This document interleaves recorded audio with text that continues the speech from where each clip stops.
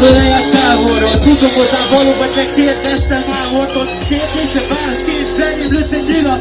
Az erejükben terjeng a vad a cukorillat. Olyan percig elszokottan miket, nehezebb feledek. Tény a nap után az emlékekre feledtek és köncsöpnek. Mikor megtudtam, hogy megcsaltál, kezedben véve egy pluszméretet csókolnál. Neked az a heroin, nekem nem fog.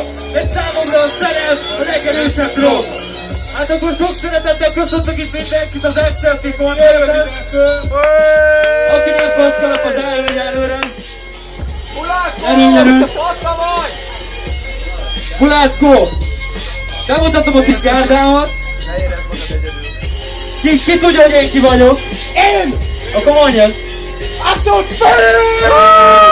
Én nem hallottam. Abszolút Pér! Jó, köszönöm. Nem lesz rossz. Mellettem az a faszkalap. Onna Uádám. És ezt ki tudja, hogy Onna MC! Takarodja. Onna. Hátul a DJ pultnál Bulátko Gábornak és hatalmas tapsot kérek! Ekkora tapsot meg nem kaptál! Akkor, Anna fiam, azt mondta, bemutatkozik egy kezdő freestyle-on nektek.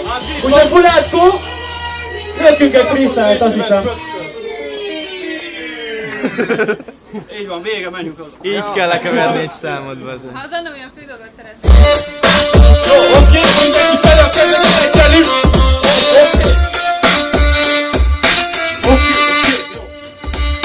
Gyerünk hozzá! Tedd fel a kezedet, mert a freestyle-okkal tárgyaltuk az esetet. Mert itt van Accepting, azt mondom neked, hogy jó a Accepting. Mert itt van egy platforma, eljött a filterbe. De azt mondom, hogy nem hasonlítok Hitlerre. De itt van a Tomi, aki nagyon csápos, de megtalálod én Litzbánhoz. Mert itt van a filter, itt koncepció. Azt mondom haver neked, hogy ez a koncepció. Oké, fel a kezedet, mert tudod konceptről, te elveszed az esetet. Mi van vele? Együttben nyomjátok, az biztos, hogy nagyon jól bírjátok, mert azt te bűn. Azt mondom neked, hogy itt van bűn, ez Budafok. Oké, ez Budafok. Mi bassza Budafok, gyerünk fel a kezüket, hogy mondjam még egyszer. De az biztos, hogy ez olyan, mint egy vesztebelit hatod, de nem látok kezüket.